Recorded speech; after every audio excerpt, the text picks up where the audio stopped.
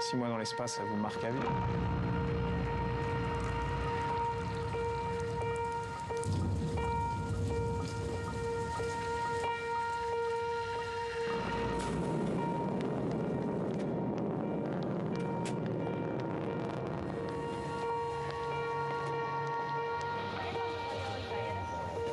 D'aller dans l'espace, ça permet de prendre un recul qu'on ne peut pas avoir sur Terre.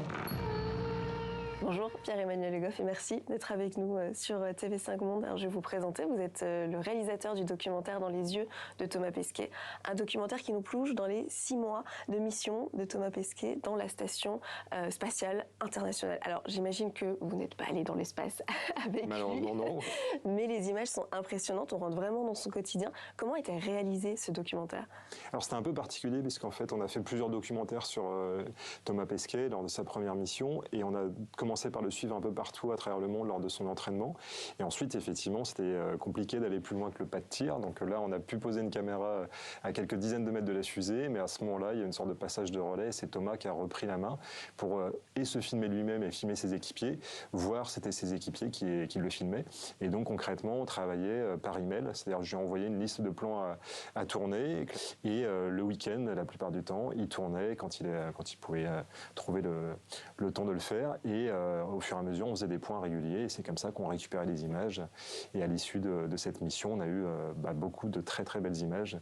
Et en fait, c'était à la fois le personnage principal, le cadreur, le preneur de son aussi. Et voilà. Oui, c'est ça. Vous êtes en train de nous dire que donc, Thomas Pesquet, en plus d'être astronaute, musicien, de réputation gentil, drôle, est aussi cinéaste. Non, il a vraiment tous les talents. Et puis surtout, il était extrêmement enthousiaste à l'idée de faire le film, enfin d'y participer, de permettre que ça puisse se faire avec une belle matière.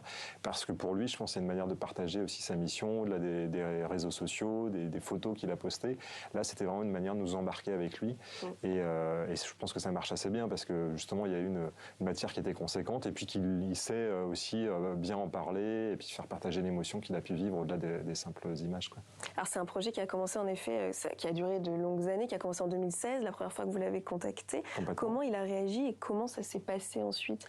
Il était extrêmement enthousiaste parce que pour lui, c'était sa première mission, donc extrêmement important de garder une trace de tout ça. Et puis surtout, on lui a présenté un documentaire qu'on avait fait sur un de ses collègues, sur Alexander Gerst, un Allemand, et il a vu ce qu'on avait fait, il nous a dit c'est super, mais on va faire encore mieux.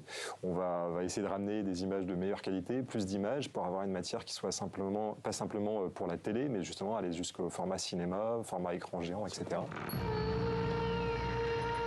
On voit à quel point on est tous embarqués sur le même vaisseau spatial, cette grosse boule bleue qui traverse le vide de l'espace où il n'y a pas de vie et puis qui a des ressources limitées. On ressent la fragilité de la Terre. Il a comme vocation, on comprend très vite aussi, de sensibiliser la population à la préservation de notre planète. C'était un point important pour Thomas Pesquet. C'était clé. Dès on a commencé à en parler avec lui, de l'intérêt, de l'importance de sa mission, c'était quelque chose qui pressentait. Il savait qu'il allait prendre une forme de choc un peu émotionnel quand il allait se retrouver là-haut, de contempler la Terre depuis 400 km d'altitude, voir sa fragilité, le fait qu'elle est complètement plongée dans le noir de l'absence de vie finalement, et que donc le seul endroit dans l'univers a priori où il y a la vie, c'est notre Éden, la Terre.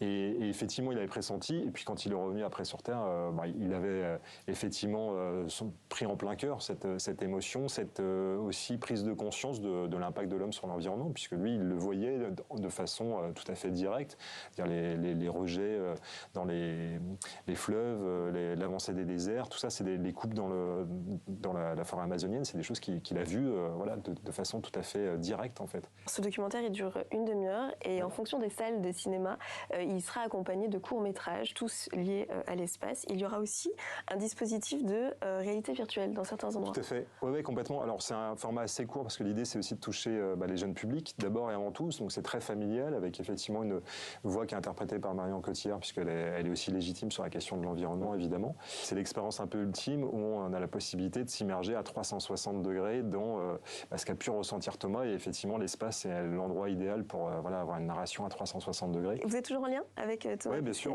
ouais, complètement. Vous avez des projets? Oui, moi je rêve évidemment que le jour il partira sur la Lune, qu'on puisse essayer de faire quelque chose. Enfin, déjà il faudrait qu'il parte sur la Lune, mais il est plutôt bien positionné. Et il me semble d'ailleurs que vous lui avez donné un petit objet pour la mission des 6 mois, que vous allez peut-être lui donner pour la Lune la prochaine fois. Vous l'avez amené? Oui, alors j'ai amené effectivement un objet, et donc c'est une statuette du Petit Prince.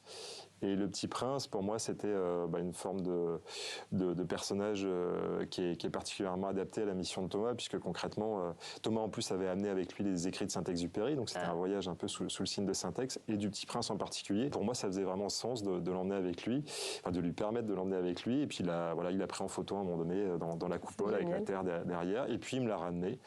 Pas abîmé du tout, il a bien pris soin, donc effectivement peut-être qu'un jour je lui reconfierai s'il a la place dans sa petite valise pour partir sur la Lune, et ce serait bien. Ouais. Bien, merci beaucoup d'avoir été avec nous sur ce plateau. Je rappelle donc Dans les yeux de Thomas Pesquet qui sort le 27 avril. Exactement, merci beaucoup Océane. Bonne journée.